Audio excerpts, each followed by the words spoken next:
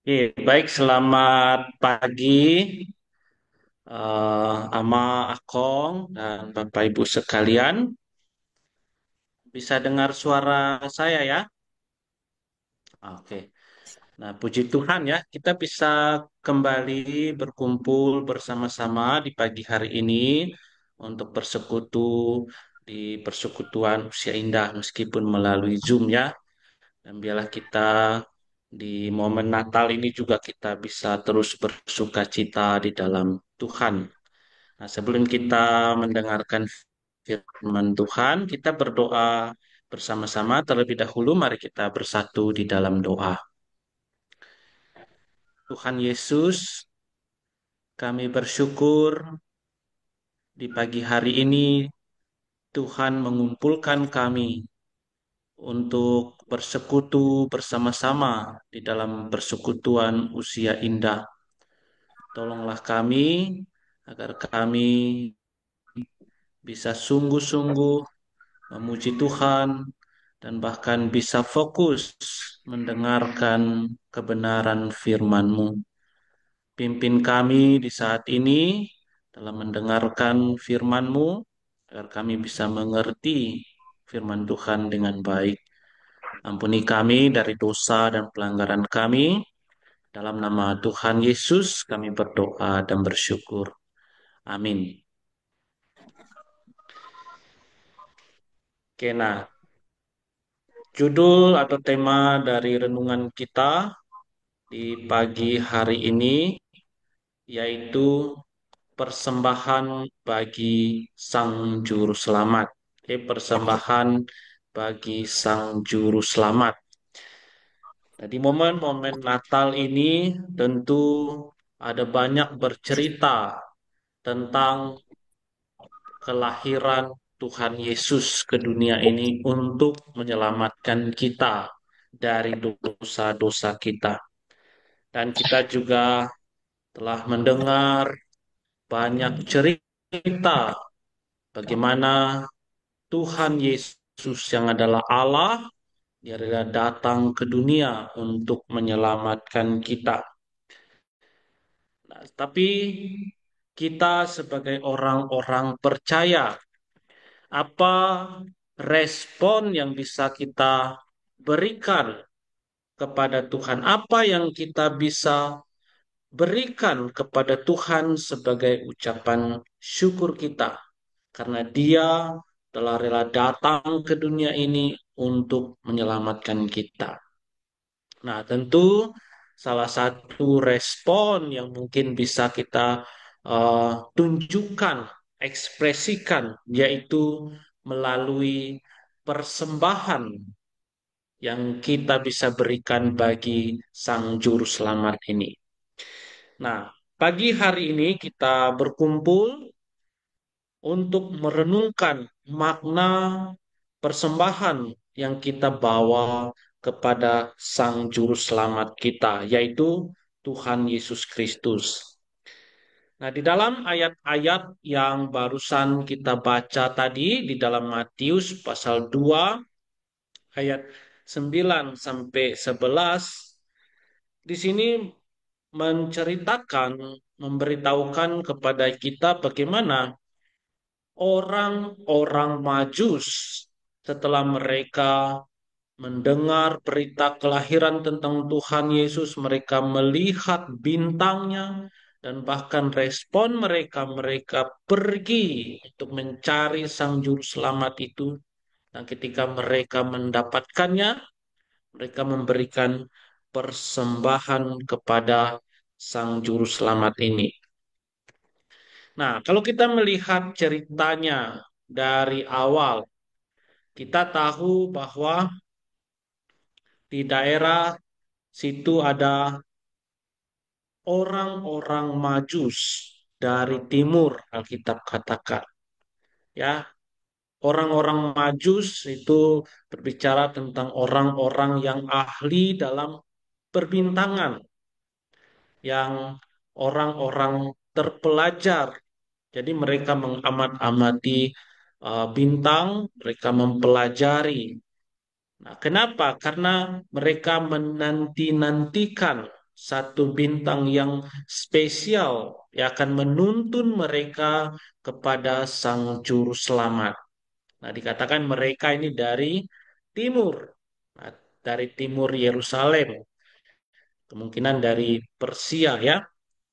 Nah, jadi mereka ini menanti dalam tahun-tahun yang lewat setelah mereka mendengarkan nubuatan daripada Nabi Daniel yang saat itu dibawa pembuangan ke Babilonia, kemudian ke Persia, yang menceritakan tentang satu nubuatan dalam lama, yaitu bahwa akan lahir seorang juru selamat. Nah, ajaibnya di sini kita melihat bagaimana Tuhan menggunakan bintang ini untuk menunjukkan kepada orang-orang Majus ini di mana persisnya Sang Juru Selamat ini akan dilahirkan. Nah, suatu ketika bintang itu muncul, mereka melihat dan mereka mengenal, mereka mengetahui dengan baik bahwa itulah bintang dari timur yang akan memimpin mereka kepada Sang Juru Selamat. Ketika mereka melihat hal itu, mereka mengetahui bahwa raja yang dinubuatkan itu telah lahir. Lalu mereka tidak menunggu waktu lama, mereka segera bergegas pergi ke Yerusalem untuk menjumpai sang bayi yang baru dilahirkan itu. Menempuh perjalanan dari Persia ke Yerusalem membutuhkan waktu yang lama, tetapi mereka rela melakukan perjalanan untuk menjumpai Sang Juru Selamat yang baru dilahirkan itu. Ada pengorbanan yang mereka lakukan untuk bisa bertemu dengan bayi Yesus yang baru dilahirkan itu. Nah, ketika mereka datang ke Yerusalem dan dipimpin oleh bintang itu, mereka bertanya-tanya kepada orang-orang yang ada di Yerusalem perihal anak itu, di manakah raja yang baru dilahirkan itu berada.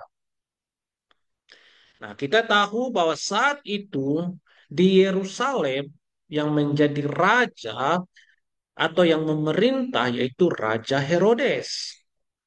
Tapi orang-orang Majus ini datang ke Yerusalem bertanya kepada mereka, di manakah raja yang baru dilahirkan itu? Tentu hal ini membuat orang-orang menjadi bertanya-tanya, siapa raja yang baru dilahirkan itu? Sehingga membuat seluruh penduduk Yerusalem menjadi gaduh. Karena mereka mendengar berita raja yang baru dilahirkan itu. Dan tidak terkecuali Raja Herodes yang sedang sedang memerintah saat itu.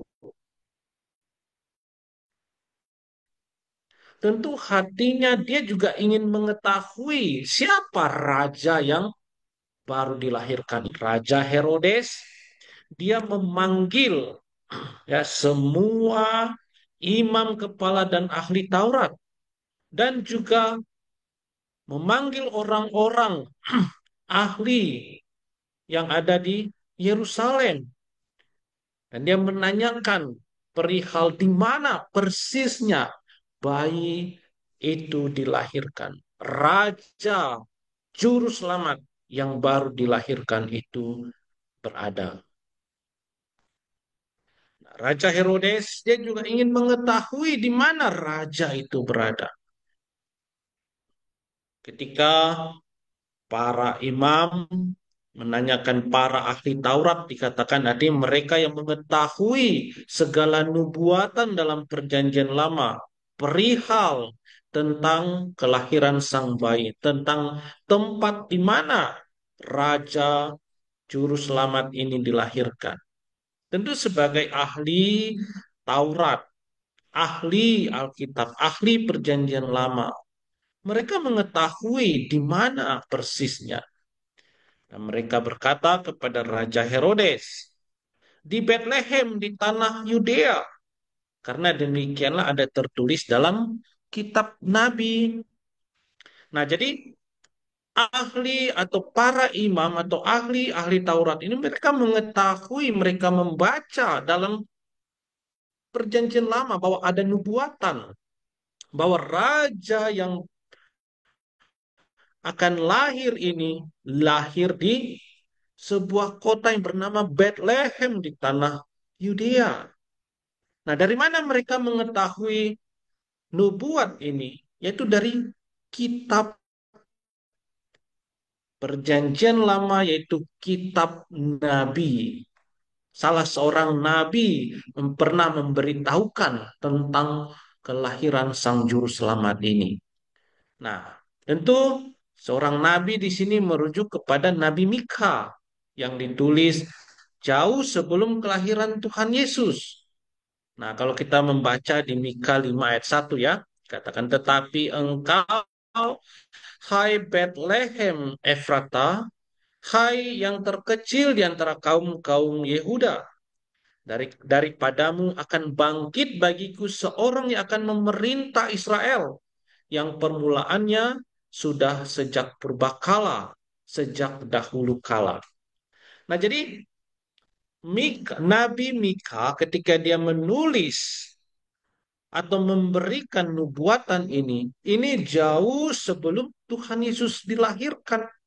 Dan dia sudah melihat atau memprediksi bahwa akan lahir seorang yang akan memerintah Israel, akan menyelamatkan umatnya dari perbudakan dosa. Dan tepatnya di mana? Di sini dikatakan Bethlehem Efrata di tanah Yehuda. Nah, para imam atau ahli-ahli Taurat mengetahui di mana persisnya. Dan mereka memberitahukan kepada Raja Herodes. Karena demikianlah diberitakan, dinubuatkan oleh Nabi Mika. Nah, setelah mendengar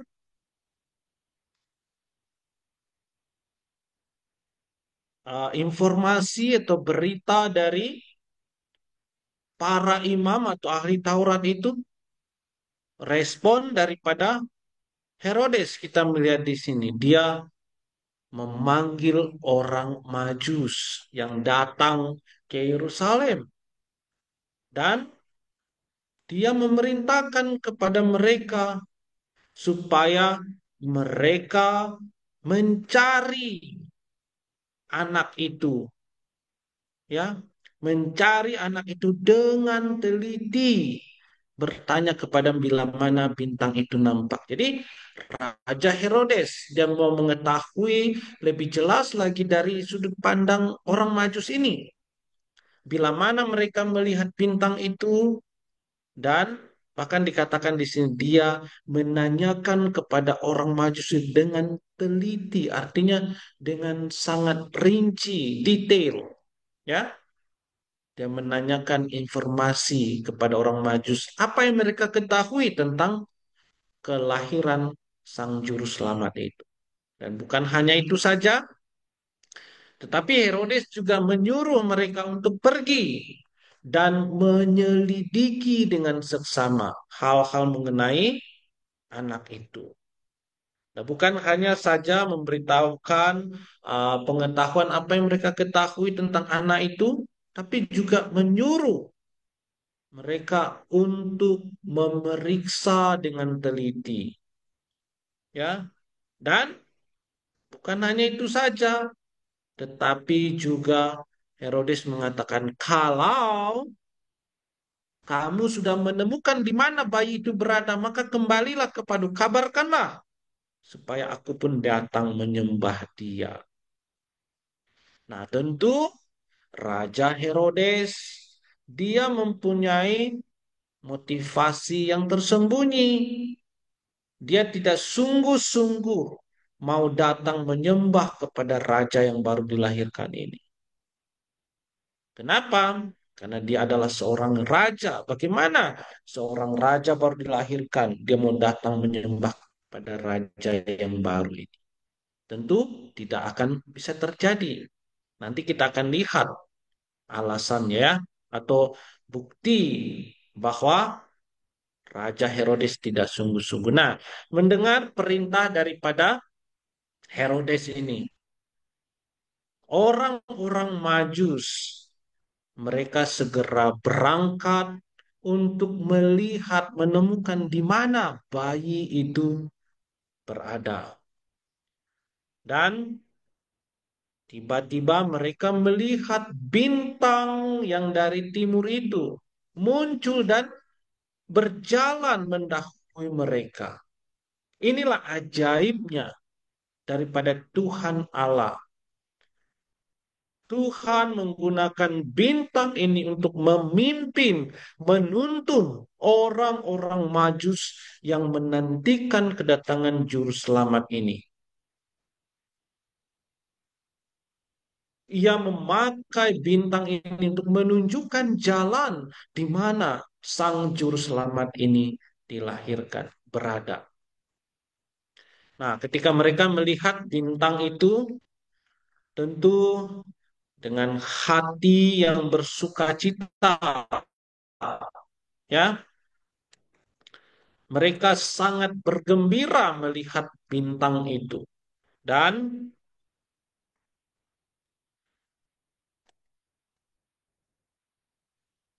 ya mereka sangat bergembira oleh karena mereka melihat petunjuk daripada Tuhan. Lalu mereka pergi ke tempat di mana bintang itu berada.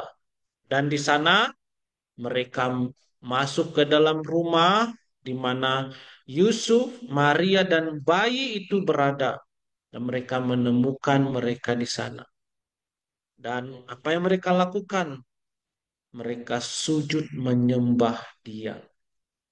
Dan bukan hanya saja mereka bersuka cita karena telah menemukan Sang Juru Selamat ini yang dapat menghapus dosa-dosa mereka, tetapi juga mereka memberikan persembahan mereka kepada Tuhan.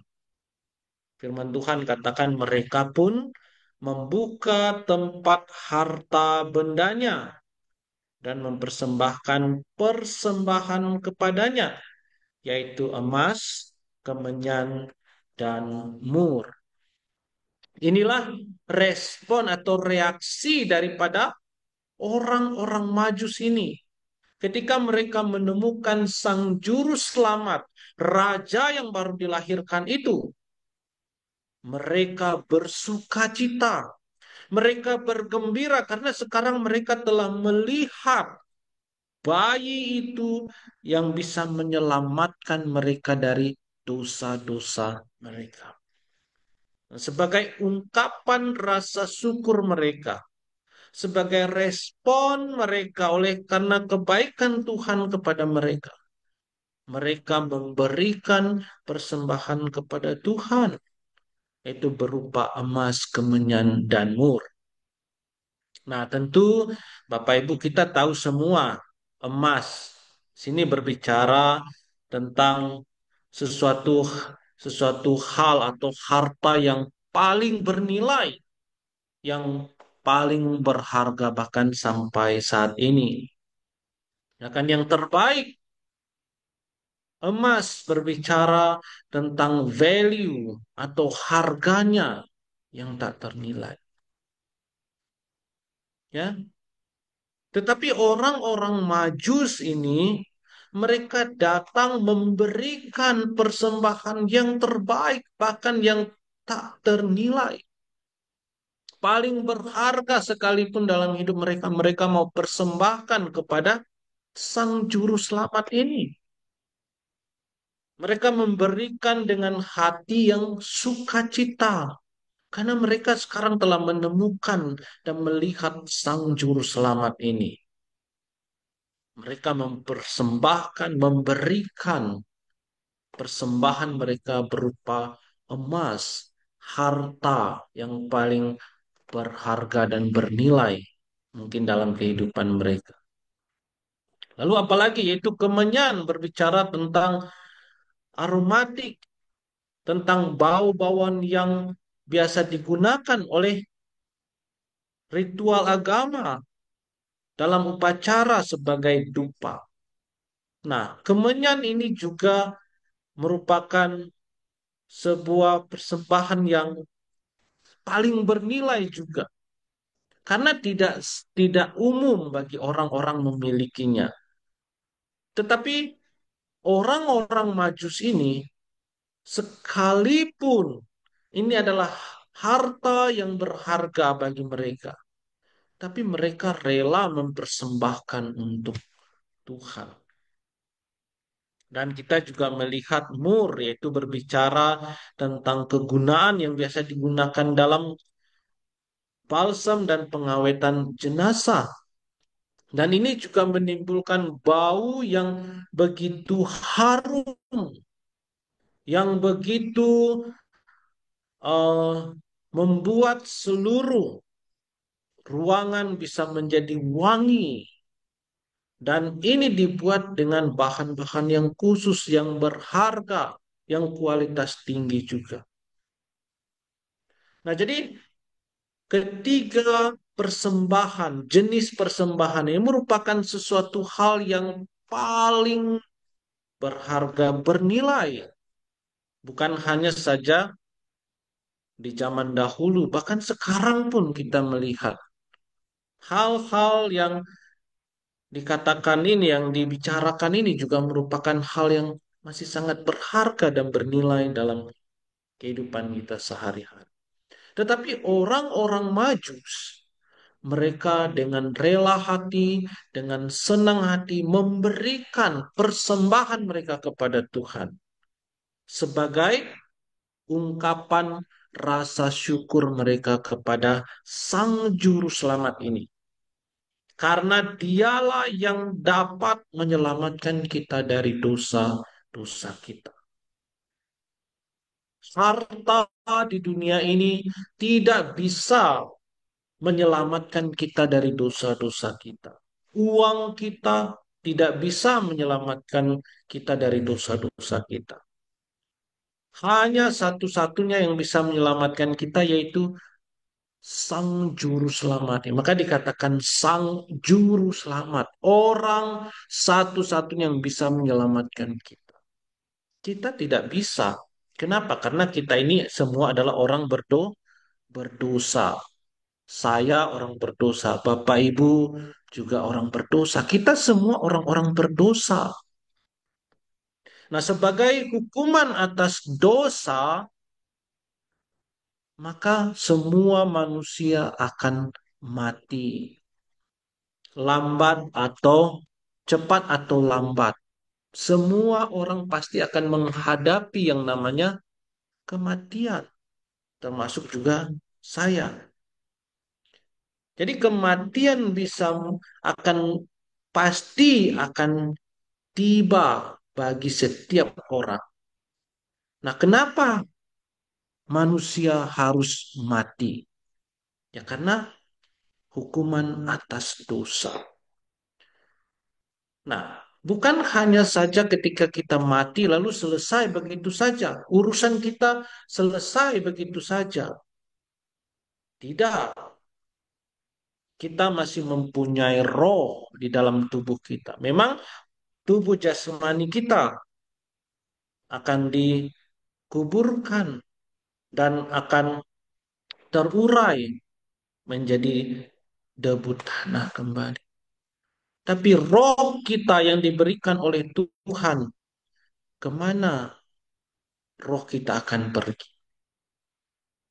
Kalau kita mati di dalam dosa-dosa kita tanpa mengenal Sang Juru Selamat ini, maka kita akan berakhir di dalam penghukuman api kekal di neraka selama-lamanya. tubuh kita akan dibakar dan akan dibakar selama-lamanya. Bayangkan Bapak Ibu, tubuh kita ini, roh kita, ketika kita mati tanpa mengenal Sang Juru Selamat ini, akan berakhir di dalam penghukuman selama-lamanya. Pernah kita bayangkan tidak? Kalau dikatakan selama-lamanya, tak ada batas waktunya. Kita di dunia ini saja ada batas waktunya. Mungkin 60, 70, 80 tahun, atau bahkan jika Tuhan berkehendak 90, 100 tahun. Tapi setelah itu akan tiba waktunya kita akan meninggalkan dunia ini. Nah, kemana roh kita ini pergi? Kalau kita mati dalam dosa, maka kita akan dihukum. Tetapi Tuhan Allah, Dia tidak mau semua orang mati dalam penghukuman. Karena Dia adalah Allah yang kasih, maka Dia memberikan jalan kepada kita bagaimana supaya kita bisa terhindar dari penghukuman ini. Nah, kita dengan cara kita sendiri tidak bisa menghindar dari hukuman dosa ini. Tapi Tuhan Allah, Dia rela mengutus anaknya satu-satunya, yaitu Tuhan Yesus untuk datang ke dunia ini menyelamatkan kita. Hanya Tuhan Yesus yang bisa menyelamatkan kita dari dosa-dosa kita. Tidak ada yang lain. Nah, makanya Tuhan Yesus rela harus datang ke dunia, lahir sebagai manusia untuk menyelamatkan kita. Dan dia telah lahir, dia hidup secara sempurna, mati di atas kayu salib, mencurahkan darahnya untuk kita. Dia rela menanggung dosa kita. Dia yang tidak ada dosanya, rela menanggung segala dosa kita, segala kejahatan kita, segala perbuatan-perbuatan yang jahat yang kita lakukan ditimpakan kepadanya.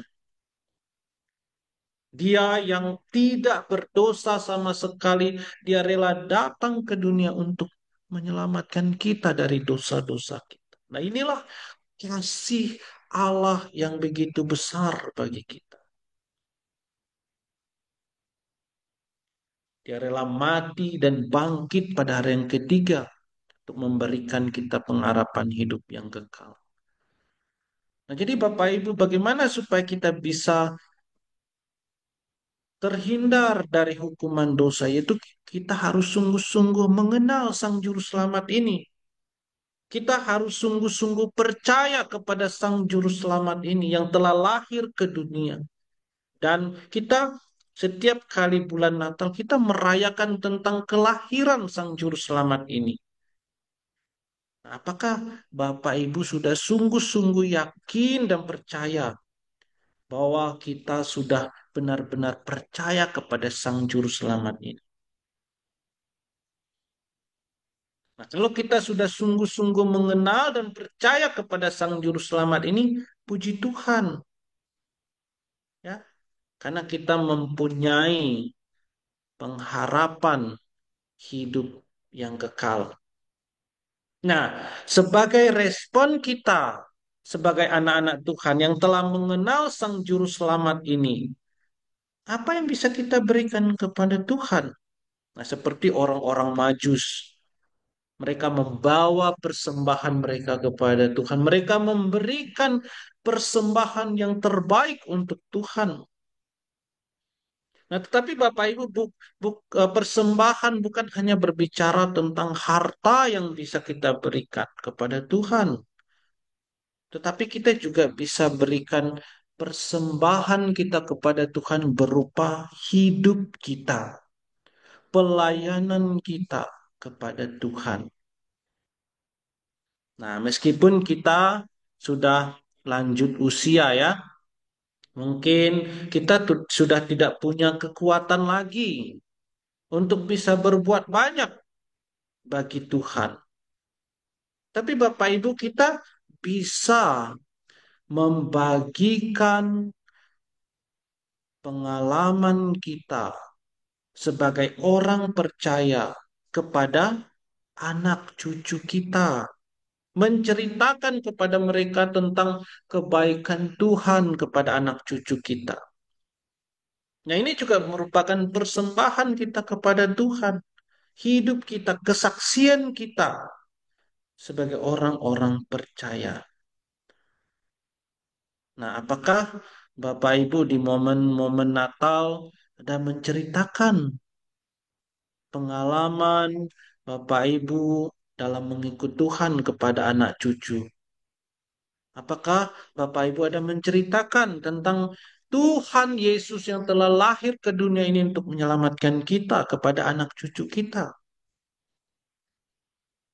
Nah, ini merupakan persembahan kita kepada Tuhan. Jadi, Bapak Ibu, persembahan yang bisa kita berikan kepada Tuhan bukan hanya berupa harta, bukan bukan hanya berupa uang yang kita miliki. Memang ini juga bisa kita berikan, tapi hidup kita jauh lebih penting.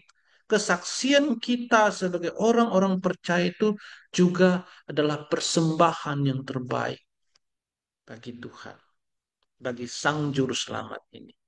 Nah, apakah kita ada menceritakan kepada orang lain tentang Juru Selamat? Lalu apalagi kita juga bisa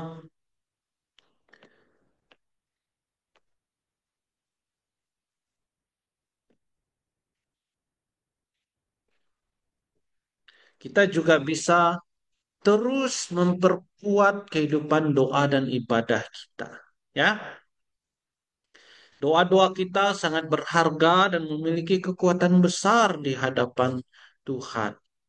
Jadi walaupun Bapak Ibu tubuh kita secara fisik semakin melemah, semakin hari semakin banyak mengalami sakit, tapi biarlah kehidupan doa kita dan ibadah kita bisa terus kuat.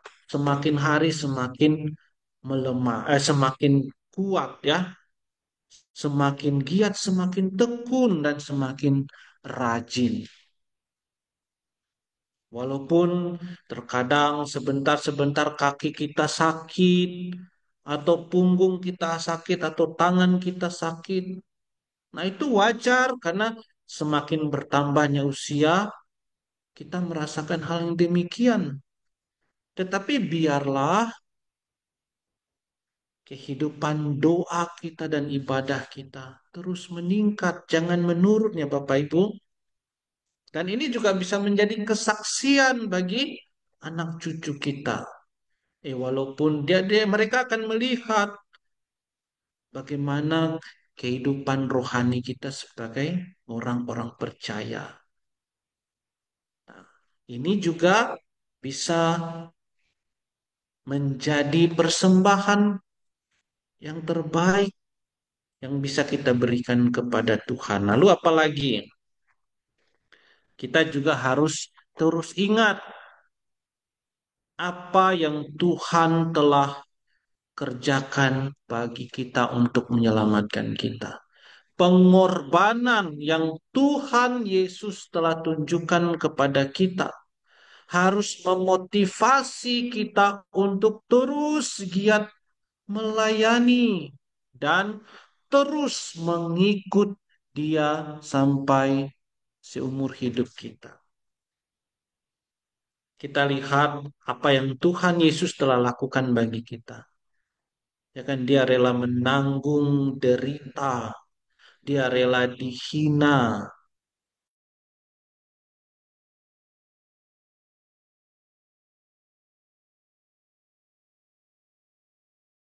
kayu salib.